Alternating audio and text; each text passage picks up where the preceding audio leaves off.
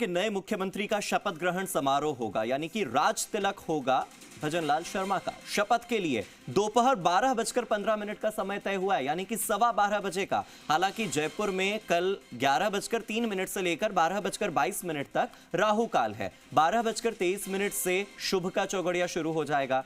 क्या राहु काल में होगा नए सीएम का शपथ ग्रहण समारोह, या राहु काल टालकर शपथ लेंगे भजनलाल शर्मा? ये सवाल बरकरार है। कारण ये कि इससे पहले 11 बजे का समय तय हुआ था, लेकिन ये सभी को पता है कि तय समय से तकरीबन 5 मिनट 10 मिनट की देरी हो ही जाती है और उसके बाद लग जाएगा राहु काल, यानी 11:03 से 12:22 तक। अब समय तय हुआ है 12:15 बजे का।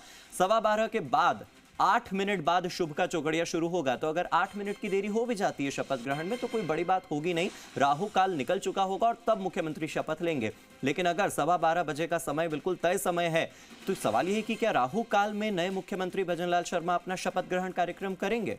क्योंकि बीजेपी काफी परंपरावादी पार्टी है और इसीलिए मलमास शुरू होने से पहले ही तीनों राज्यों में मुख्यमंत्रियों का शपथ ग्रहण समारोह पूरा करने का जिम्मा बीजेपी ने संभाला था। अब देखिए, कल सीएम के साथ 2 डेप्यूटी सीएम की शपथ भी है, यानी कि प्रेमचंद बैरवा और दिया कुमारी। कल कोई अन्य मंत्री शपथ नहीं लेगा, यह भी क्लैरिटी आ चुकी है। केवल 3 लोग शपथ लेंगे। मंत्रिपरिषद के बाद में राजभवन में समारोह भी होगा। मेरे सहयोगी शशि मोहन मेरे साथ जुड़ गए हैं, सीधे शशि मोहन का रुख कर लेते हैं। शशि मोहन, पहले 11 बजे का समय तय था और अब 12:15 का समय तय हुआ है और इसे ज्योतिष और ग्रहों के गणित से जोड़कर देखा जा रहा है। क्या वाकई इसमें कोई सच्चाई है? देखिए, सीधे तौर पर ज्योतिष से इसको जोड़कर देखा जाए या नहीं देखा जाए, लेकिन पहले 11:15 बजे का समय कहा गया शपथ ग्रहण के लिए। लेकिन आप ये भी देखिए कि 11:03 से 12:22 तक कल जयपुर में राहु काल रहेगा। और राहु काल कहता है कि कोई भी काम, नया काम जो आप करेंगे वो उसमें वर्जित है, क्योंकि वो अस्थिरता लाता है। और कोई भी सरकार या सरकार का मुखिया ये नहीं चाहेगा कि उसके राज में अस्थिरता हो, उसके पद पर किसी तरह की अस्थिरता का साया हो। और 12:23 से शुभ का चौगड़िया शुरू होगा। और शुभ, अमृत और लाभ के जो चौगड़िए होते हैं, इसमें आमतौर पर नए काम शुरू किए जाते हैं। ये जो मुहूर्त की मान्यता है ये कहती है। तो ऐसे में लगता यही है कि जी शशि मोहन, ऐसे में लगता यही है हार्दिक कि 12:23 के बाद में शपथ ग्रहण होगा। लेकिन 12:15 बजे का समय क्यों तय किया गया, ये हम जानने की कोशिश करेंगे अधिकारियों से जैसे ही हमारी बातचीत हो जाएगी। और भजनलाल शर्मा के आपसे भी जानने की कोशिश करेंगे कि क्या मुख्यमंत्री को 12:15 बजे का मुहूर्त बताया गया है या 12:23 के बाद का। उम्मीद यही जताई जा रही है कि 12:23 के बाद में नए मुख्यमंत्री का शपथ ग्रहण होगा और वो चाहेंगे कि शुभ के चौगड़िए में अपने काम की शुरुआत करें।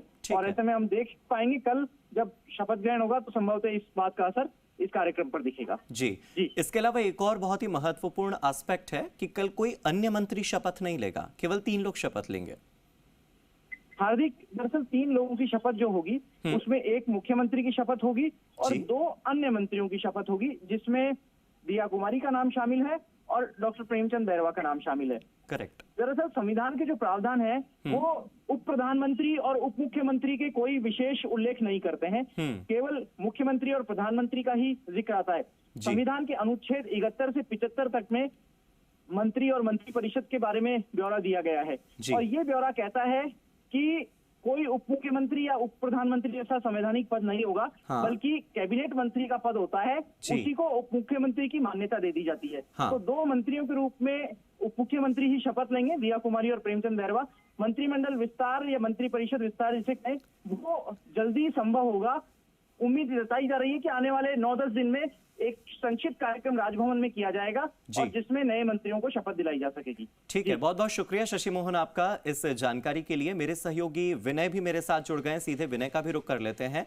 ये जो तस्वीरें हैं आप देख सकते हैं, मुख्यमंत्री निर्वाचित होने के बाद नवनिर्वाचित मुख्यमंत्री भजनलाल शर्मा नजर आ रहे हैं और लोगों में जिस तरह का क्रेज उन्हें लेकर दिखाई दे रहा है वो क्रेज भी आप टेलीविजन स्क्रीन पर देख पाएंगे।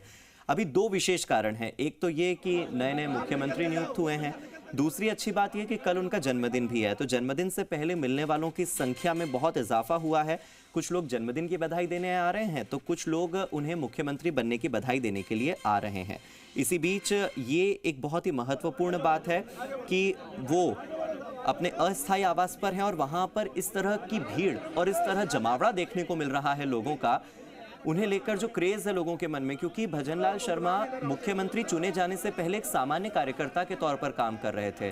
पश्चिम बंगाल के चुनाव 2021 में संभालने हो या जेपी नड्डा की गोवर्धन यात्रा के दौरान जब वो बतौर जिला अध्यक्ष भरतपुर में काम कर रहे हों, उन्होंने एक छोटे से छोटा काम भी बीजेपी में किया है। और जिस तरह से कहा जाता है कि डेडिकेशन, डिसिप्लिन और साइलेंट परफॉर्मेंस, ये 3 चीजों के दम पर उन्होंने मुख्यमंत्री की कुर्सी अपने पाले में की।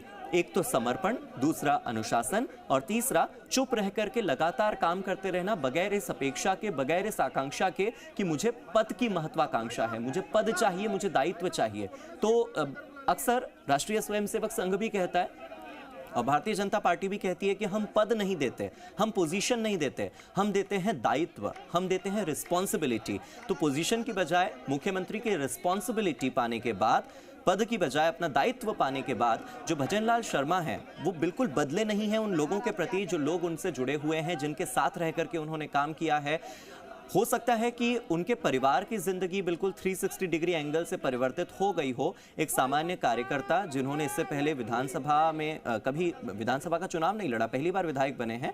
और आप देखिए कि पहली बार विधायक चुने जाने के बाद अचानक से मुख्यमंत्री बन जाना तो निश्चित तौर पर उनके परिवार के लिए एक बहुत बड़ा परिवर्तन है। बावजूद इसके उनका जो जमीन से जुड़ाव है, उन पर जो एक जमीनी कार्यकर्ता का ठप्पा लगा है, वो दर्शाता है इन तस्वीरों में कि कैसे यहाँ पर महिलाओं की संख्या बहुत ज्यादा, पुरुषों की संख्या बहुत ज्यादा, हर कोई उनसे हाथ मिला पा रहा है, हर कोई उन्हें जन्मदिन की बधाई दे पा रहा है, हर कोई उन्हें मुख्यमंत्री बनने के बाद शुभकामनाएं देता नजर आ रहा है। और आप देखिए कि ऐसी कई खासियत है भजनलाल की जो उन्हें मुख्यमंत्री की कुर्सी तक लेकर पहुंची है। आप देखिए, एक सरपंच से राजनीतिक करियर की शुरुआत करते हैं और सियासत की बारीकियों को समझते हैं। प्राइमरी स्कूल कहा जाता है पंचायत को, तो राजनीति के प्राइमरी स्कूल से उन्होंने अपनी सियासत शुरू की और फिर उसके बाद ग्रास रूट की बारीकियों को समझा। गांव के गरीब के मुद्दों से लेकर किसान की खेती किसानी तक उन्होंने सब चीज जानी। आरएसएस जुड़ाव के चलते, जैसा मैंने आपको बताया, कि एक साइलेंट परफॉर्मर के तौर पर उन्होंने काम किया, अनुशासन में रहना सीखा और समर्पण भाव से बगैर किसी पद की लालसा के उन्होंने इस काम को किया है। और शायद उसी का परिणाम है कि आज वो इस मंच तक पहुंचे हैं। मेरे सहयोगी भरत भी मेरे साथ लगातार जुड़े हुए हैं। भरत, ये जो तस्वीरें सामने आ रही हैं, मैं देख पा रहा हूं कि एक के बाद एक उनके हाथ में पटका देने वाले, उन्हें बधाई देने वाले लोगों की संख्या कम नहीं हो रही है। हर सेकंड एक नया व्यक्ति उन्हें बधाई दे रहा है, एक एक सेकंड में एक एक व्यक्ति, बड़ा जमावड़ा। सर कैमरा आ रहा है, बोलो ना, आप पीछे हो जाएगा, क्या कर रहे हैं?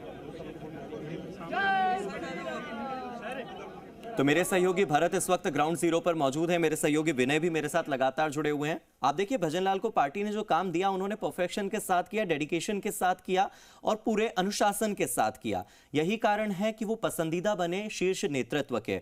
ऐसा कहा जाता है कि साइलेंट वर्कर के तौर पर उन्हें जाना जाता है। उन्होंने 4 अलग अलग प्रदेश अध्यक्षों के साथ काम किया है।